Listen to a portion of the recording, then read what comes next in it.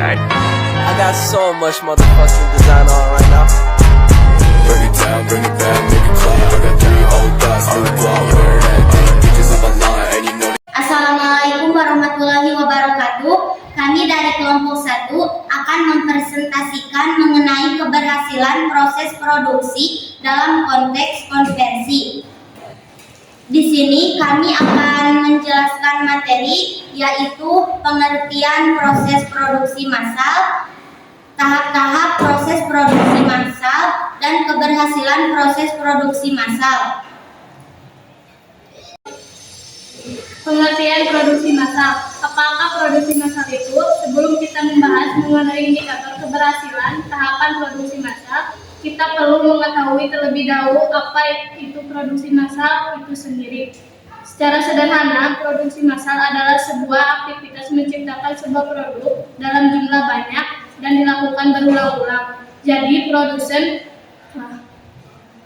akan membuat sebuah produk yang sama terus-menerus. Kegiatan produksi secara massal memfokuskan diri pada bagaimana menghasilkan sebuah produk dalam waktu efisien tinggi.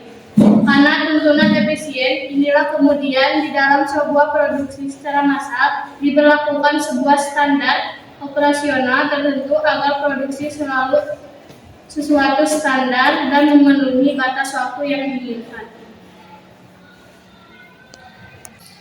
Sebelum perusahaan memutuskan untuk melakukan produksi massal, ada beberapa step yang perlu diperhatikan yang turut menjadi indikator keberhasilan tahapan produksi massal seperti sebagai berikut. Yang pertama adalah dokumentasi persyaratan produk atau product requirement documentation. Dokumen persyaratan produk ini pada umumnya dibuat oleh manajer produk dan di bawah tanggung jawabnya.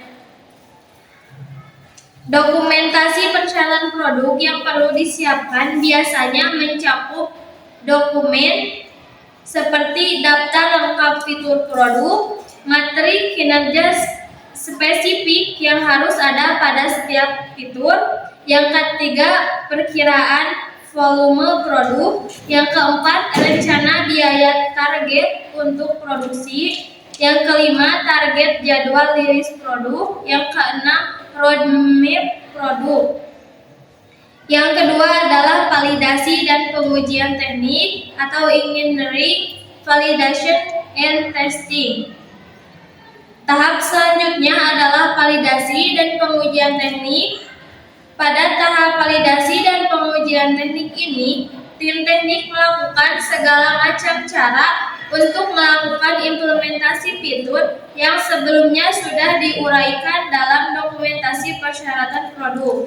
Tujuannya adalah untuk dapat mengidentifikasi risiko yang mungkin terjadi dari persyaratan yang telah diuraikan dalam dokumen persyaratan produk.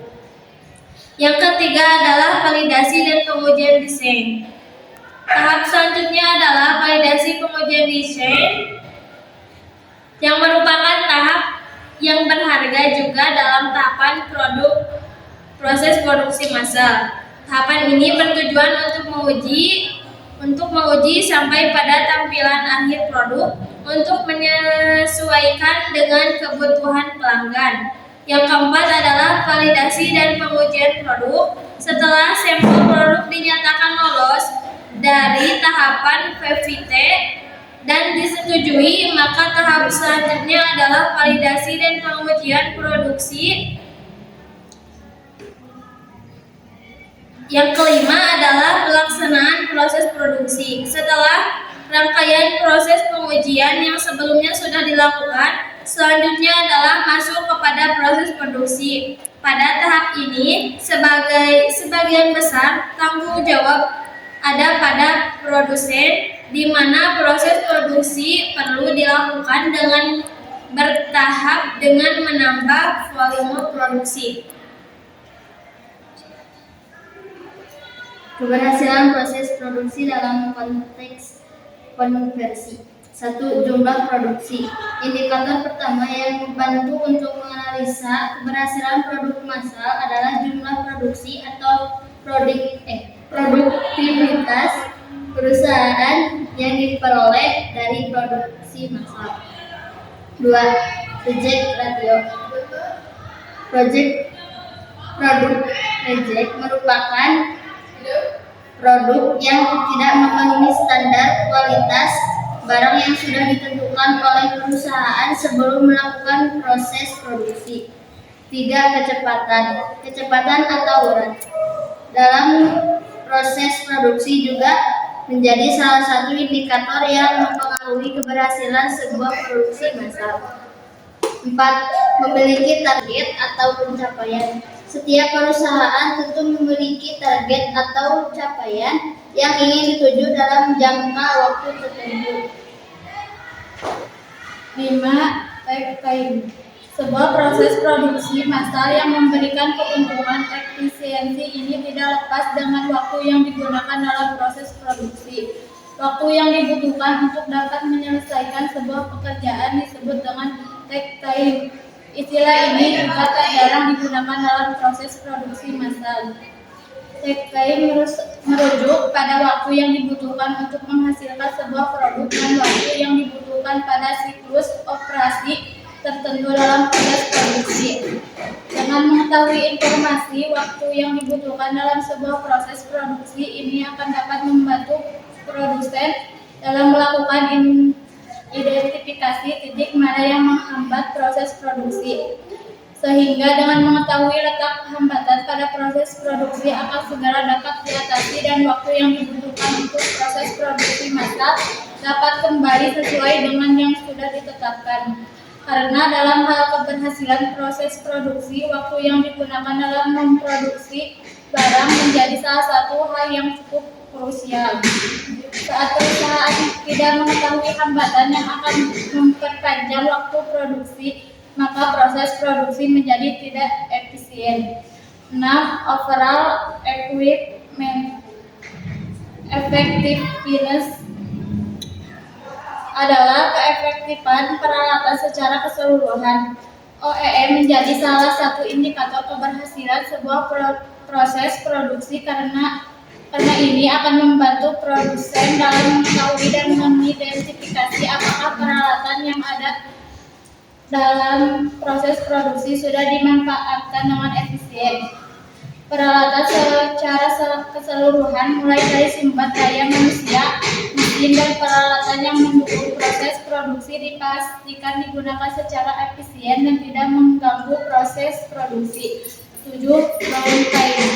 Pada jalannya proses produksi ada waktu di mana pengoperasian dihentikan, yang ini biasa disebut dengan downtime atau waktu henti. Downtime ini terjadi dengan tidak direncanakan karena ada beberapa hal yang menjadi sebab. Misalnya karena perbaikan mesin, kerusakan software dan hardware, atau salah pengoperasian mesin, dan juga dapat menjadi karena minimnya perawatan mesin. Downtime menjadi salah satu indikator yang penting dalam keberhasilan sebuah produksi. Karena dengan meminimalisir downtime sama artinya dengan meningkatkan keuntungan. Dan saat banyaknya downtime berarti kehilangan keuntungan. Ada banyaknya kasus yang terjadi di perusahaan operator kadang perlu menggunakan kode alasan sebagai sesuatu yang membenarkan terjadinya downtime. Hal ini dilakukan agar penyebab downtime dapat diidentifikasi dan ditinjau lebih lanjut. Silakan yang mau bertanya.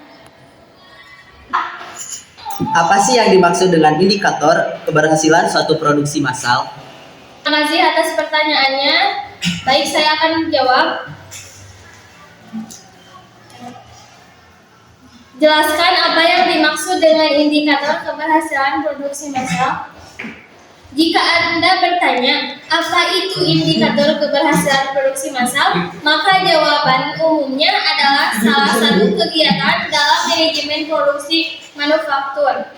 Indikator juga disebut sebagai patokan atau penentu apakah sebuah produksi massal yang dilakukan dikatakan berhasil atau tidak. Sehingga indikator tersebut menjadi pengukur keberhasilan relatif dari sebuah proses manufaktur, apakah sudah mencapai target atau tujuan yang sudah ditentukan pada saat perencanaan atau belum? Sekian dari kelompok kami, mohon maaf bila banyak kesalahan. Wassalamualaikum warahmatullahi wabarakatuh.